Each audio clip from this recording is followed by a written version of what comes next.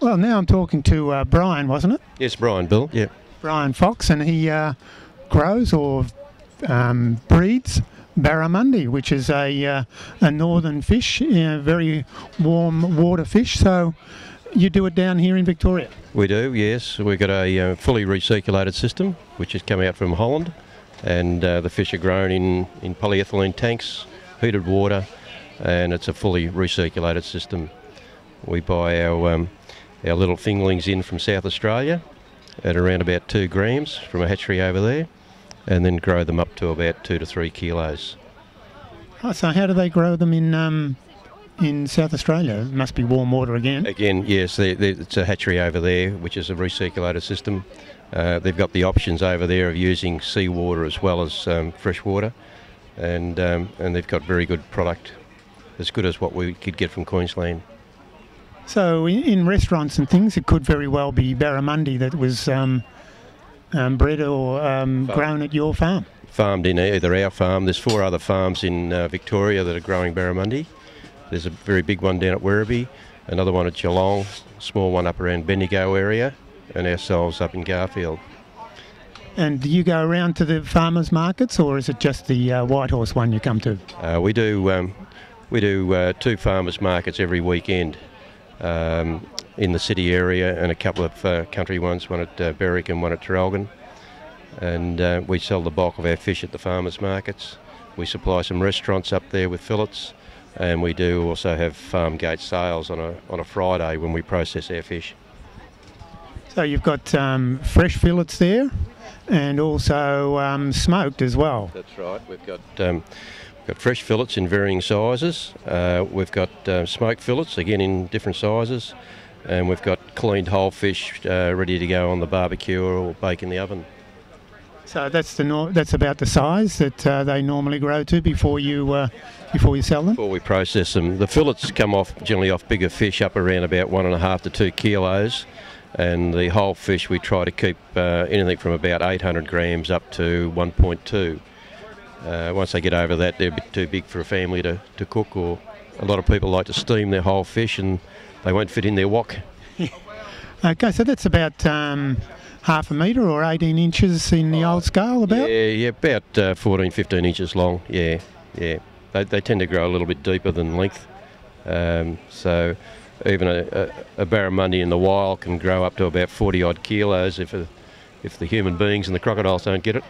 And that could end up about probably 4 foot long, but it's very, very deep in size of fish. Yeah, it's a beautiful fish. I've had it. I haven't had yours, but it's just a beautiful fish, isn't it? They are well known for their taste and their flavour, as well as a sporting fish to catch. But we don't give them much of a sporting chance at home. We just have to use a net. Unfortunately, we haven't got time. Okay, well, thanks for talking to us today. I've been talking to Brian Fox, who grows barramundis up in Garfield in Victoria. And thanks very much for talking to us today. You're welcome. Thanks, Bill. Watching Eastern Newsbeat on Channel 31. We're at the Whitehorse Farmers Market in Nunawading. Well, we've had our fruits and veggies, and we've had our beautiful barramundi, and now I've come over here to find all about dessert. We're at Uncle John's Fresh Licorice, and we're here to talk to Julian. That's right. Now, tell us all about how this lovely licorice is made. This is my sister's business, and her husband make the licorice. They have a small factory. It's a little bit like Charlie and the Chocolate Factory, where they make the licorice. And it's made from wheat flour, molasses is our main ingredient, sugar, water, and the licorice root oil, which gives it the flavour. And then they leave it to dry overnight for about 24 hours before we pack it into bags. So we sell it fresh at markets most weekends during the month, and it's a few days old by the time people get it from us, which is very fresh. Well, I have to admit, I'm standing here and the smell wafting up from the table is just divine. So do you make this a weekly thing for yourself, coming to the markets? And For me, about twice a month I do this for my sister, but somebody in our family, it's a family-run business, is at a market every Saturday and Sunday during the month. We're somewhere. And that's the only place to get the licorice. It's the best place because it means that it's just a couple of days old at that point. But we do deliver as well, and you can buy online from the store. Fantastic. Well, I'm going to take a few bits home from my dessert today. Thank you very much. You're welcome. Okay, I'm talking to Pauline now, who grows these wonderful olives that you're selling here at the Whitehorse Farmers Market. Yes, that's right. I grow them in Yakandanda, northeast Victoria, about 30 k's south of Albury-Wodonga. We've got a small property there, about 20 acres, and we've got about 600 trees. And we've specialised in table olives. So we've got about 6 or 7 varieties, and we grow them, pick them, process them, market them, and everything else with them. Yeah. So why did you choose olives?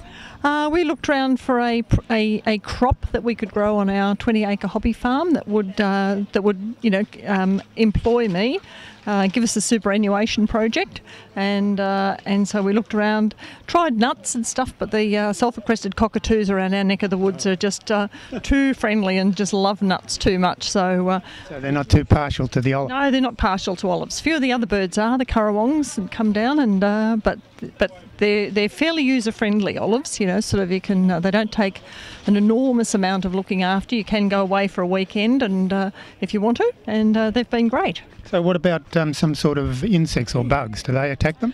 Just a couple. You can get lace bug, but if you look after your trees and manage them well, the lace bugs don't seem to worry. We haven't had any for about 6 or 7 years. Not very many other pests. A little bit of peacock spot, which is controlled by copper spray. Okay, so what do you do with it once they've grown? You put them into jars. We pickle them, and that process takes about 12 months, and then we jar them up and or make them into tapenade, or we dry them, or make dukkha out of them, and that's about it. Okay, so you can get them at the Whitehorse Farmers Market every second Sunday of the month. That's right. Okay, we're finished with the Farmers Market now. Your bag's full, Tricia. I think it's time to go. You've been watching Eastern Newsbeat on Channel 31.